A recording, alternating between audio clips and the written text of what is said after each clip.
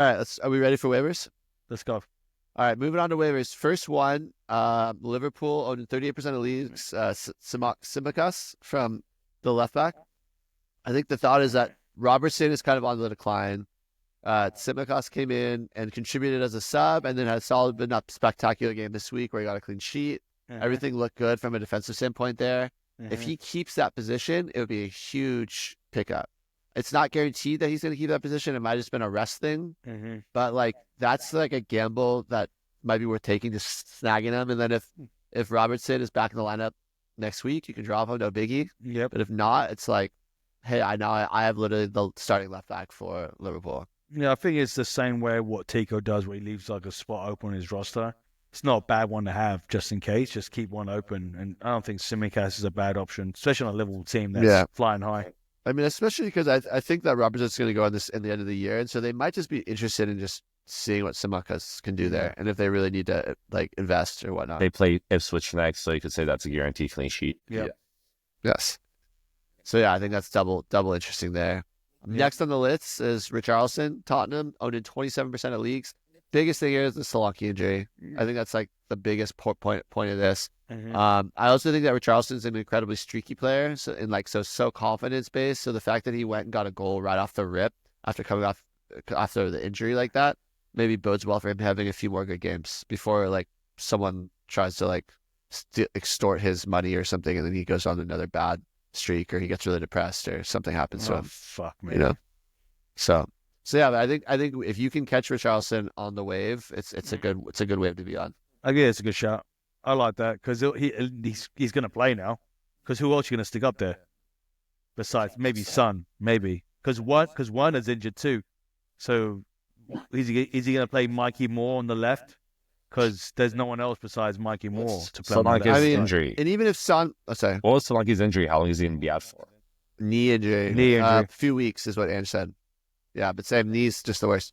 The other thing too is even if Son does play up top, that could mean that's Richarlison plays on the left side. Ange's done that before as well. Yeah. So it's like even if Son is that option up there, I think there's still a place for him in the team. Yeah. So I think that's a pretty good one if you're hungry for a forward. Next one on the list, Lindstrom from Everton.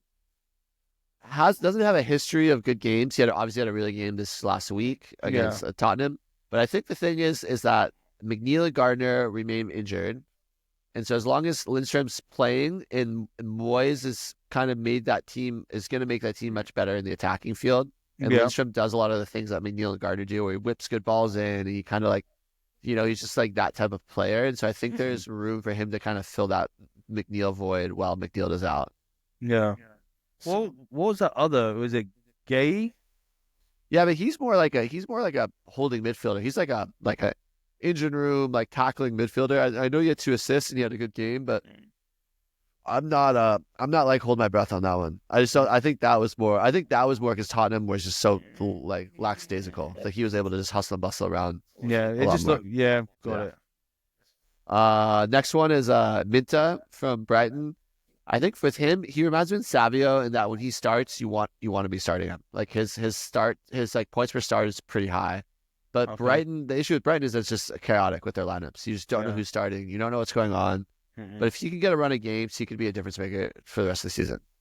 You know how like João Pedro and Welbeck are pretty locked in, and like pretty much everyone else in the attacking line isn't locked in. And Matoma, like those three. But like that still leaves that right wing position, which is still kind of up in the air. So I think Minteh could be the one if he can get a few starts. And if he doesn't get a few starts, you drop him.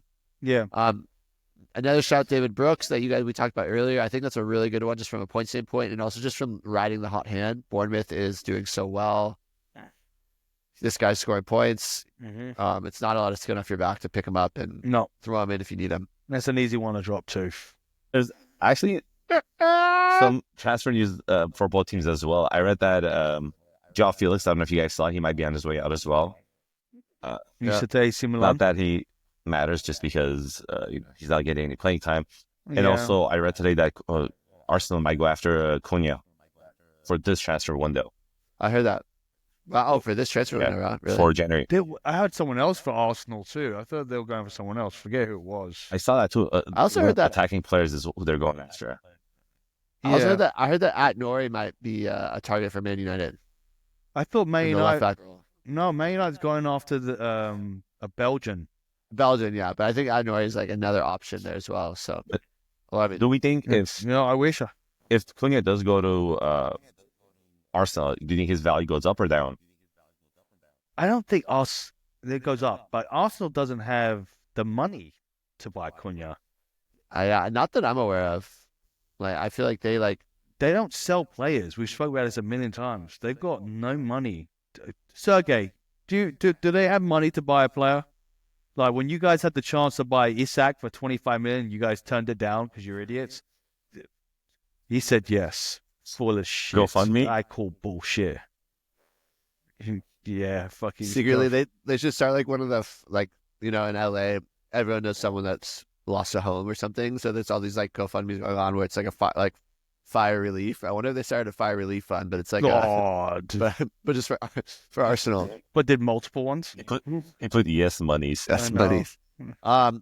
Last thing on Nico Jackson, what you were saying, Tico, he's in his last 6 games, he's only had 1 game in double-digit points. And that's the one when he got an assist. That's not good Yeah. enough. Yep, Man. that's not good enough. It's really alarming. What a trade. Also, to What Yeah. a fucking trade. Yep, also to yep, me, yep, you were to be right. fair, is that they've only won 1 game, so that's when they went on like a 5-game. True. Yeah, they've been on a little bit of a rough streak. He's so. still scored more goals than Nkunku in the league, so he's fine. Well, and Kuku's. So he's also started like triple the amount of games, or quadruple, No, 5x amount of games, 6x So, amount of do games. you think this Okay. changes? So are you telling me Nkunku is better than Jackson? I was just asking. It was just a question. I have to get defensive. I think they play different positions. I'm not defensive. I think they play different positions. It seems defensive. Do you think, as our Chelsea expert, because Nkunku, I read that they might sell him, but now with his Nicolas bad form, do you think they might just keep him around because that's what Chelsea does, just in case? No, I think the issue with Nkunku is I think it's become pretty clear that he doesn't quite. He's not the best number 9 at the club. Nico Jackson No. is the best number 9. He's not the best like in that 10 position. Cole Palmer is better in that position. Mhm. He's probably the second best in both those positions. And so I think on a different club where he can play, there's other clubs that play other formations where he would thrive, and I just don't think it's Chelsea. I think the thought was at the beginning of the year is that Nkunku would play in that kind of like 10 role, and Cole Palmer would stay out wide like he did last year. But with Cole Palmer moving to that inside role, there's just not really a place for him in the starting And I think, 11. yeah. I just think with Nkunku's injury when it happened was just unfortunate. It was so Yeah. unfortunate. And also, That's Nico it. Jackson might be more complementary to Cole Palmer's playing style, and obviously it's his I world agree. if everyone else is I agree. freezing in it.